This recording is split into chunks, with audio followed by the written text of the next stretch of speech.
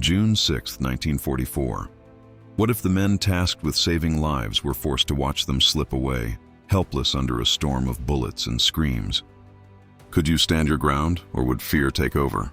The moment the first waves of American troops slammed into the beaches of Normandy during D-Day, the chaos was unlike anything most had ever imagined.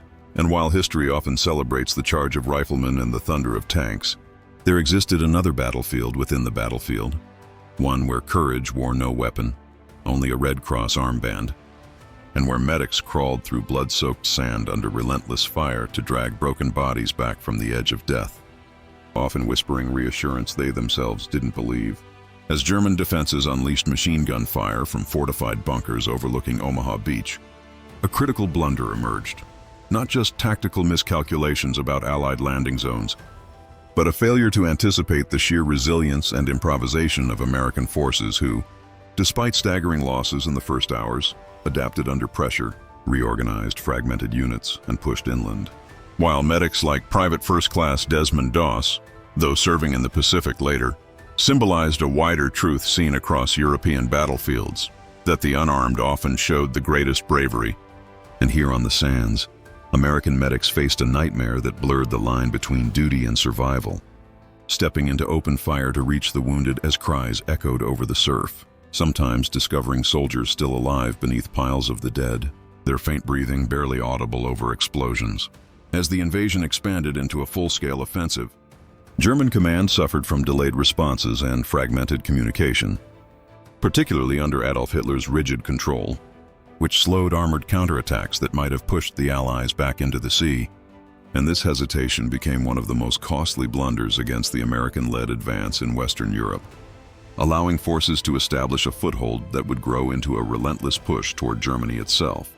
Yet beyond strategy maps and command rooms, the horror unfolded in intimate, terrifying moments, like in the hedgerows of Normandy, where American units found themselves ambushed in narrow lanes, visibility limited, every rustle a potential death sentence, and medics had to treat wounds while shells exploded nearby, sometimes performing amputations with minimal equipment as wounded soldiers begged them not to leave them behind, creating scenes so haunting that survivors would later describe them as worse than any nightmare, because there was no waking up from it.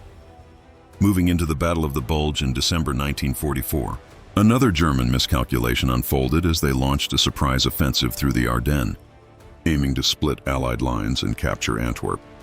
But while initial success caused confusion and panic among American troops, the German leadership underestimated logistical constraints and overestimated their ability to sustain the advance, especially against increasingly coordinated American resistance.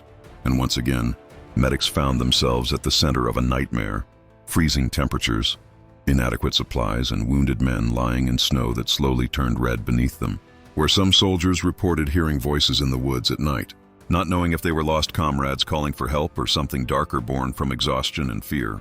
In Bastogne, surrounded American forces held their ground despite being outnumbered and undersupplied, and medics worked tirelessly in makeshift aid stations, often without proper anesthesia, forced to treat frostbite, gunshot wounds, and shrapnel injuries under conditions so brutal that even experienced personnel were pushed to psychological limits. And yet, through it all, the failure of German forces to fully encircle and crush these pockets of resistance marked another turning point. Proof that strategic overconfidence could not overcome determined defense. Throughout these campaigns, classified missions pushed soldiers beyond human endurance. Night reconnaissance patrols behind enemy lines, attempts to retrieve wounded under sniper fire, and emergency evacuations carried out in total darkness where every step could trigger a mine. And some medics described moments where they had to choose between saving one life or risking many, decisions that haunted them long after the war ended. One chilling account tells of a medic crawling toward a wounded soldier calling for help, only to realize too late that the voice had gone silent, and the body he reached was already cold, the surrounding silence broken only by distant artillery, leaving him alone with the dead in a field that moments earlier had been filled with life. German blunders weren't just about delayed orders or failed offensives.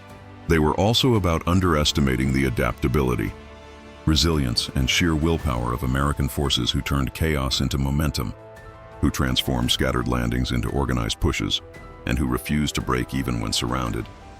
And at the heart of this story lies a truth often overlooked: that war is not just fought with weapons, but with endurance, compassion, and the refusal to abandon one another even when hope seems lost.